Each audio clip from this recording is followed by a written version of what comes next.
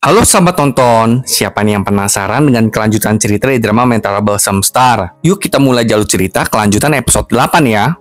Setelah berhasil lari dari para wartawan, Dogo membawa Chungja ke rumahnya. Karena Dogo takut kalau wartawan akan mendatangi Go Siwon tempat Chungja tinggal. Ketika sudah berada di rumah Dogo, Chungja pun mulai mencurahkan isi hatinya. Dia takut bagaimana respon orang-orang akan dirinya yang sekarang. Tapi di samping itu, Chungja juga menyadari kalau dirinya yang dulu adalah orang yang sangat jahat serta egois. Bisa saja banyak orang yang terluka akibat perkataan dan perlakuan Sera zaman dulu. Namun Dogo mengatakan dengan yakin bahwa Sera yang dikenalnya bukanlah orang yang seperti Chungja gambarkan. Dogo percaya Sera bukanlah tipe orang yang dengan sengaja ingin menyakiti orang lain.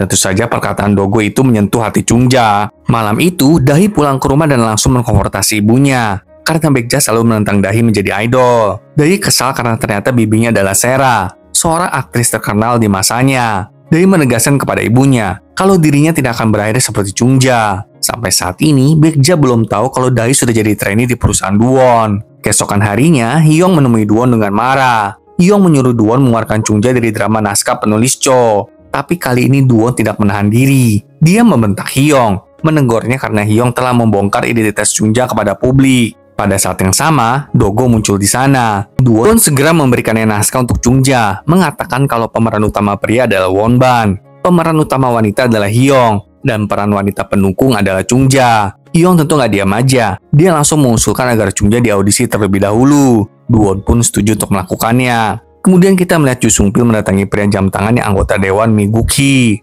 Guk-hee menyuruh Ju Sung-pil untuk menangani Kang Daegu sebelum pemilu diadakan. Guk-hee juga menyuruh Ju Sung-pil agar menjauh dari kampanyenya. Meskipun kecewa dengan perintah Guk-hee, Ju Sung-pil pun tidak dapat berkata apapun. Dia manut-manut aja deh. Malam itu, Kang Daegu yang berada di dalam penjara langsung diserang. Dia segera dibawa ke rumah sakit terdekat. Dogo juga segera mendatangi rumah sakit itu untuk memeriksa keadaan Kang Daegu. Karena kan Kang Daegu adalah saksi penting. Dari laporan sipir penjara, Dogo menyadari kalau Kang Daegu diserang dengan sengaja. Sementara itu, Tae-sik dan Namjoon mengirim pesan anonim kepada Sunyong yang tertulis, "Aku tahu apa yang telah kamu lakukan 25 tahun yang lalu." Setelah membaca pesan itu, Sunyong merasa sangat gelisah. Hal ini menandakan kalau Sunyong memang memihak kepada Hyung. Sedangkan Chungja, dia sekarang berada di Go Siwon-nya, melatih dialog untuk audisi drama penulis Cho. Chungja berjuang sangat keras melatih dialog naskah tersebut. Kita lalu dibawa ke hari audisi. Ada 4 juri di sana. Hyung serta Duwon termasuk dalam juri di audisi tersebut. Saat giliran Chungja, Hyung tiba-tiba meminta agar Chungja bisa berimprovisasi dalam karakternya.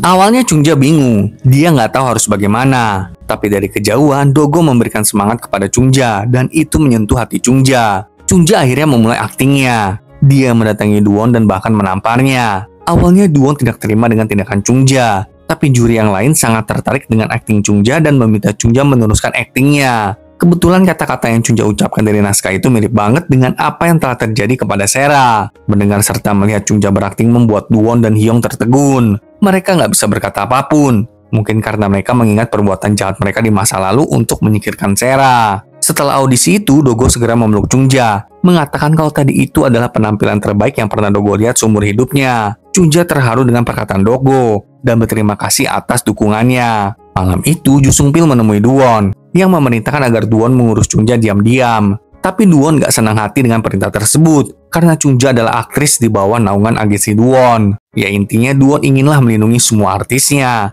Namun Ju Sung-pil hanya menertawainya, mengejek Duwon dengan mengatakan kalau Duwon hanyalah anjing yang harus selalu menuruti apapun keinginan majikannya. Duwon makin gak senang lah dengan perkataan Ju Sung-pil. Dia pun pergi meninggalkannya. Saat di mobil, Duwon menyuruh asistennya untuk meliris sebuah artikel. Di Go Siwon, saat Chungja dan Yuran sedang mengobrol bersama, Chungja mendapatkan telepon. Dan tahu apa? Keesokan harinya ada sebuah artikel yang memberitakan kalau Sera telah kembali setelah 25 tahun menghilang.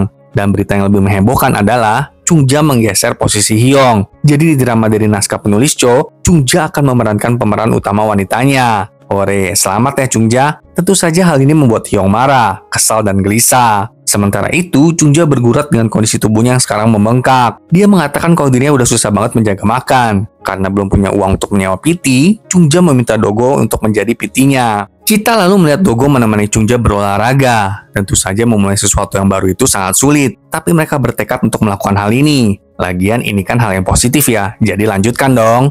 Setelah selesai berolahraga, Chungja bertanya tentang perkembangan kasus Kang Daegu. Dogo hanya mengatakan kalau Kang Daegu lagi nggak bisa ditanyain. Tapi Dogo nggak mengatakan kebenaran tentang kondisi sebenarnya Kang Daegu kepada Chungja, agar Chungja nggak merasa khawatir. Kemudian, Dogo menjenguk Kang Daegu di rumah sakit. Sekarang Kang Daegu sudah di kamar perawatan.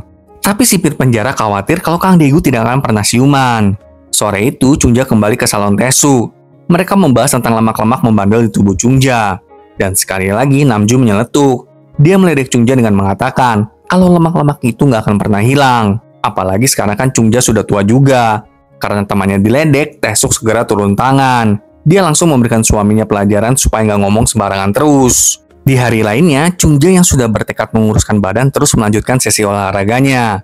Meskipun sulit, tapi Chungja konsisten melakukannya. Hari demi hari Chungja terus berolahraga, bahkan tanpa ditemani oleh Dogo. Wah, nggak sabar deh lihat perubahan baru Chungja ya, sahabat nonton. Siapa yang sudah risih sama rambutnya terutama, ayo. Kemudian di hari berikutnya, kita melihat Dogo sedang menemani Chungja mencoba gaun. Dari siluetnya, kita mengetahui kalau Chungja berhasil menjalani dietnya. Bahkan dari rambutnya aja sudah berubah loh, sahabat nonton. Dogo bahkan memberikan Chungja sebuah hadiah. Kali ini bukan alat-alat keselamatan ya, tapi sebuah kalung cantik untuk Chungja.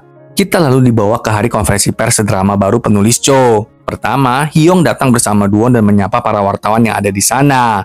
Mereka seperti tidak tahu perubahan apa yang telah terjadi kepada Chungja. Dan gak lama setelah itu, selebritis kita akhirnya muncul di sana. Chungja dengan penampilan terbarunya, dia berjalan dengan percaya diri didampingi oleh Dogo. Chungja menyapa semua orang di sana dengan senyum cantik di wajahnya. Tentu aja, Duwon serta Hyung kaget setengah mati melihat perubahan Chungja. Mereka terbengong-bengong dengan apa yang sedang mereka lihat.